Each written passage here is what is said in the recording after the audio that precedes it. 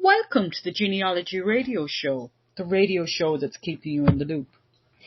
And this week's show is a practical show.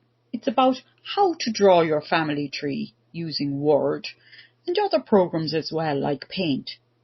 Because although we see family trees that are extracted out of various online source programs, we rarely see a method of doing it on a computer that might be more suitable sometimes, especially if you're trying to make sure that you're keeping robust data or data that you'd like to take people out, put people in and be able to send it to people and so on and have a little bit more control over it.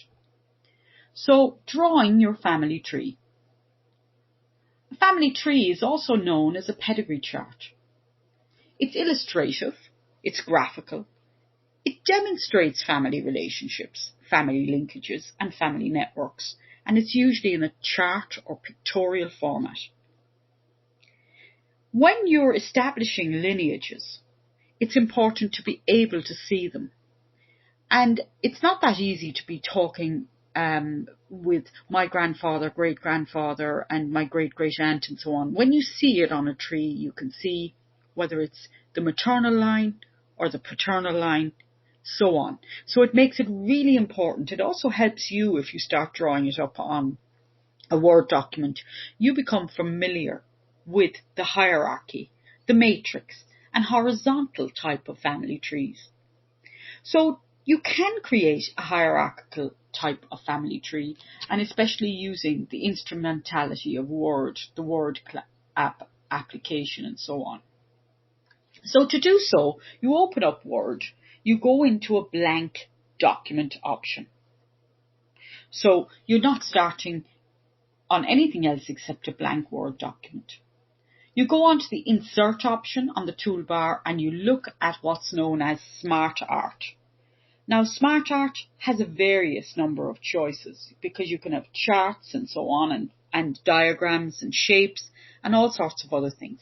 But you really want it to be drawn out for you, and you use a drop-down option box to make a choice in this. You click on the hierarchy link in the Smart Art options, and you look at hierarchy diagrams such as organizational charts. It's already set up to look like branches and leaves of a family tree, and you go OK, and then the Microsoft Word will insert a small chart with placeholder text boxes and text input box on the Word page. And now they do have a habit of having background colours or what's known as background fills, and you can get rid of those by right-clicking those boxes and picking a no colour option, so that all you've got to put in is text. And I would advise that you keep it as clean as possible. They don't tell you that on the template.net programs, but basically when you want a document, you'd like it to look as clean as possible and without noise. In graphic design, we would refer to too much colour and too many items on a page as making a document noisy. So to avoid that and to make sure it's clear, you also pick up on mistakes if a document isn't too noisy. You have to have the information, of course, so you start your family tree line by naming members as far back as you can remember. And you can use this as an example, so you can start with yourself and start moving back. Or you can have it printed out on your ancestry or whatever and have that in front of you and start actually charting it. Because although you may have that automatically done up for you, it's done in a way that won't be easy to keep or print out. And it may print out over 20 different types of pages. So if you need it to start to look a certain way, to fit in a publication and so on, this is a very handy radio show for you. So you can specify the name of your ancestor. And for example, you can start with Lorna. You can have the draw down box and place it into the previous box. You can type in the next family member.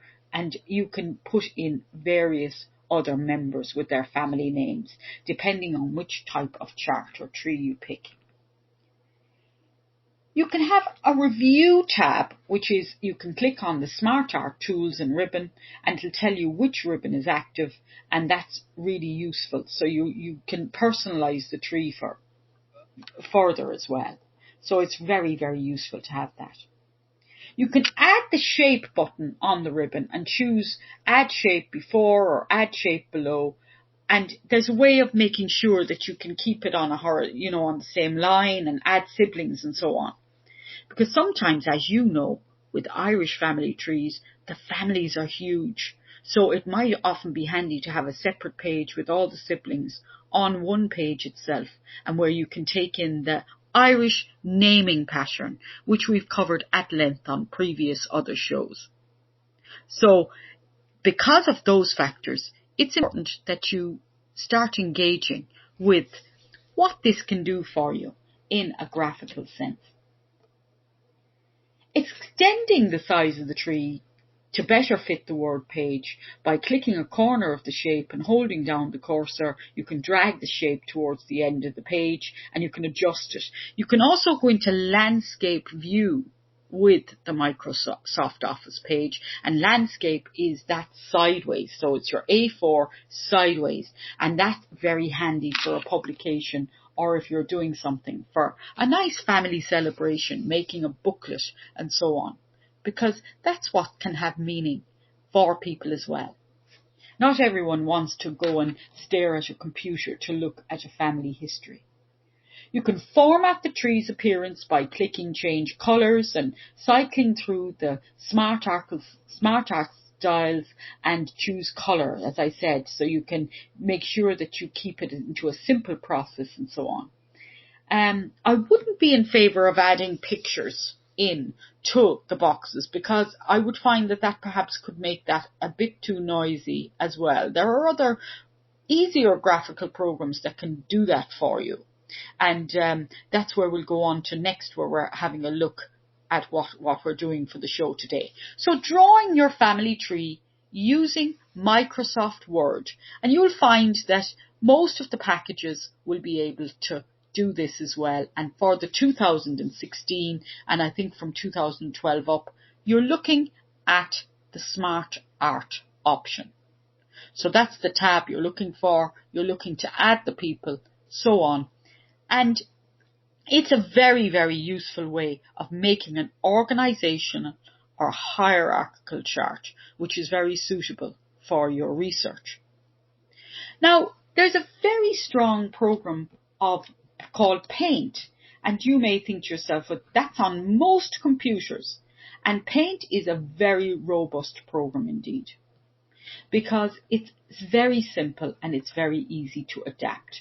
So you have a number of shapes, and you have a number of arrows to be able to do this. So, for example, you can add your rectangle, draw it. You can add another rectangle, draw it side by side. And it's very simple to use it. It's very useful for a hierarchical chart indeed. And then you can write your text inside it and so on, and be able to do that. So you've got your fill, you just pick on your text, insert your text, you can type in whatever you need to do and so on.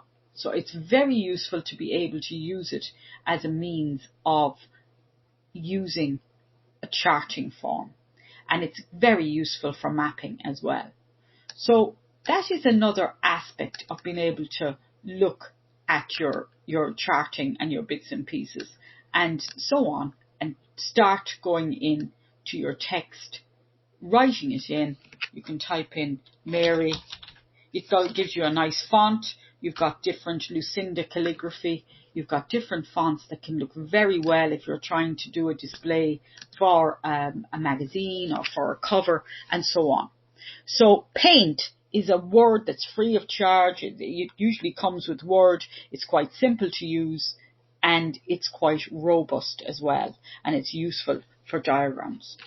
If you want to go into the paid world of basically trying to use these type of diagrams and bits and pieces of how to draw your family tree, I would suggest that you'd look at programs like Scrapple and things like that, because Scrivener is a writing program. It's a word processing program, very useful for genealogy and family histories. And you also have Scrapple as well. So Scrapple is a nice type of visual organizer because it links very well, it looks very well, and it's a way of making a diagram in a simple fashion. So that is a minimal enough cost. It's not that expensive, and I have found it to be very useful for diagrams and so on.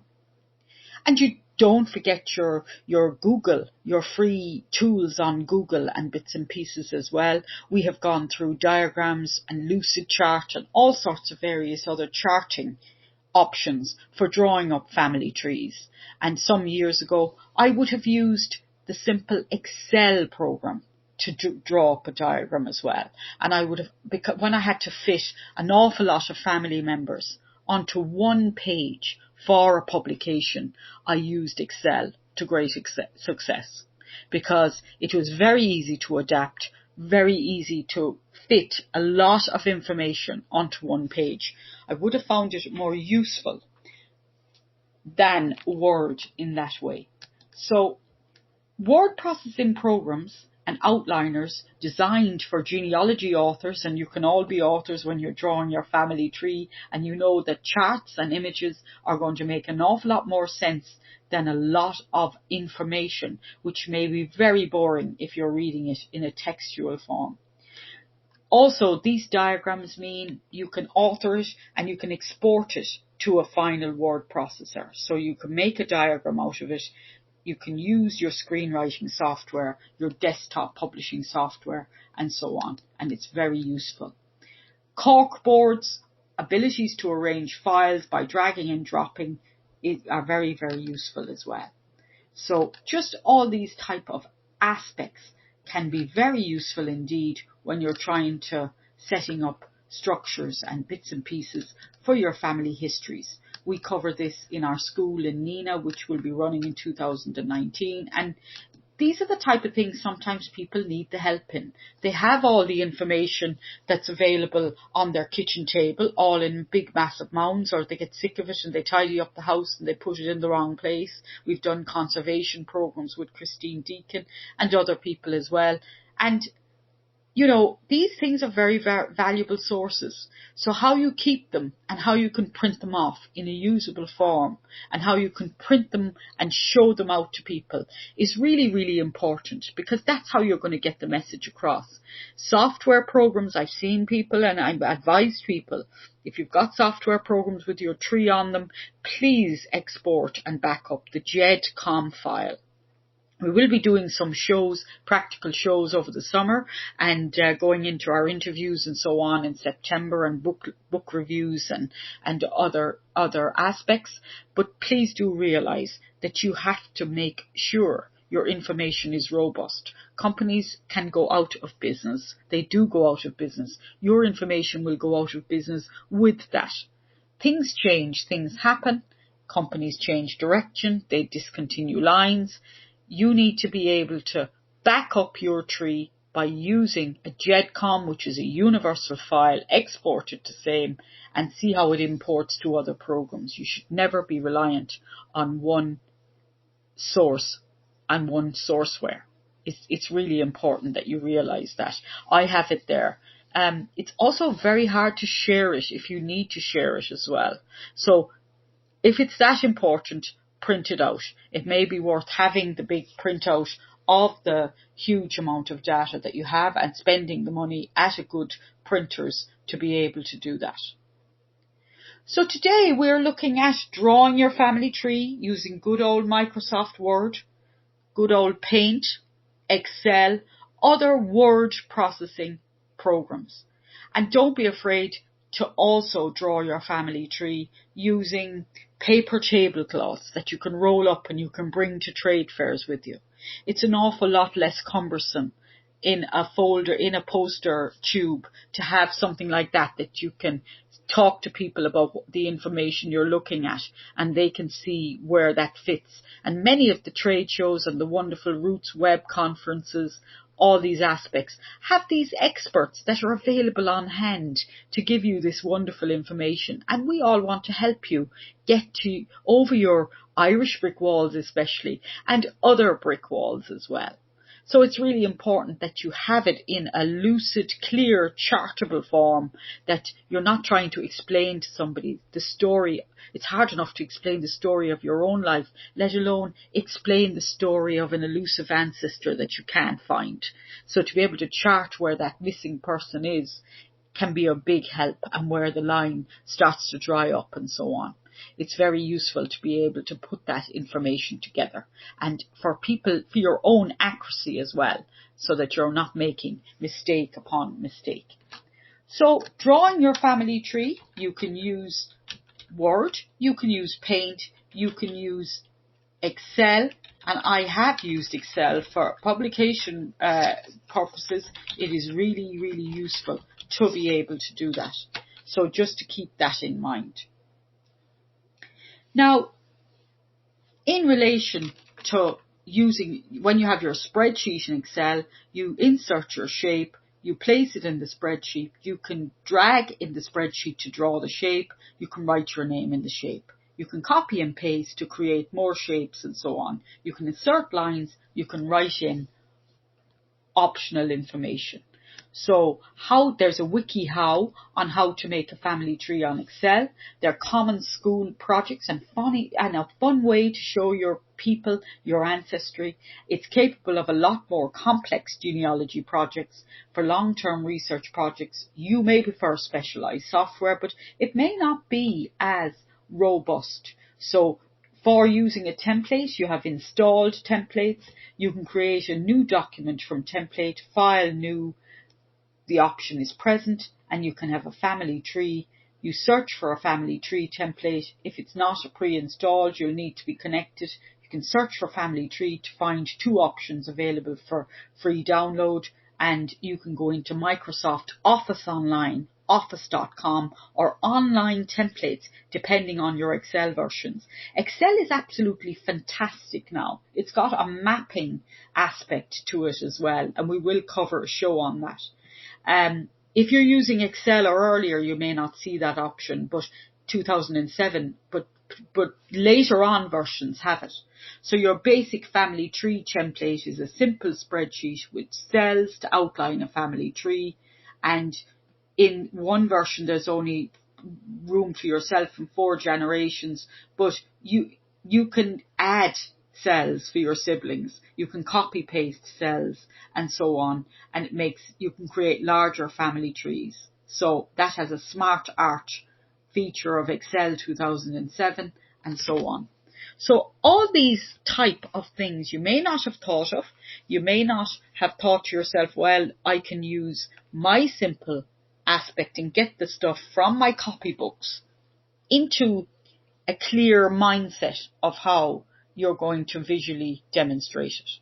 And that's the beauty of this show. We love to give tips and hints and so on. We have well over 100 shows, podcasts now for the last 4 years, and it gives us great pleasure to be able to do that. I am going to write a blog on this week's show because I realise it's a technical, practical subject, so it's not as easy as an interview to be able to get the word out and the information across.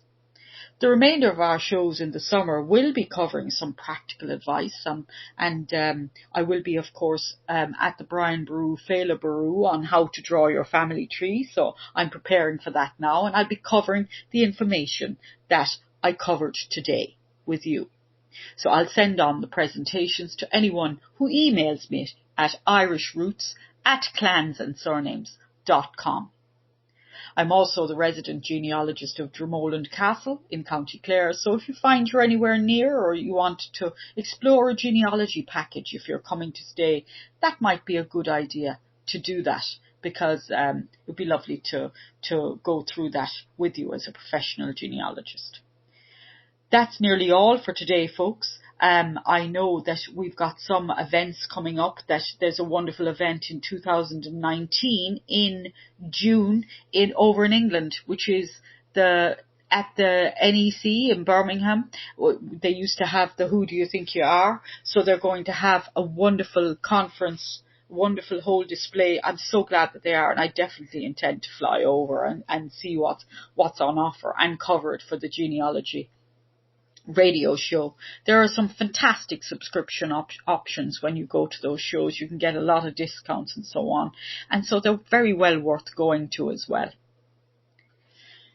Now, just to recap, when you're going through your family tree, it's often important to have the information written out beside you as well. So have that prepared, have that in your copybook, so then you can start verifying.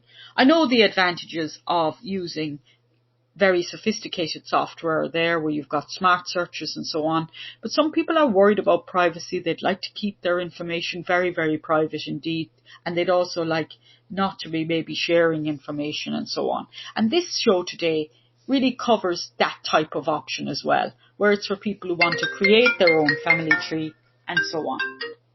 So basically what we're doing today is we're covering how to draw your family tree. We air from Radio Corcabashkin. It has many other shows as well, and you may log on to Radio Corcabashkin to see those shows at your leisure. That's all for today, folks. Goodbye for now.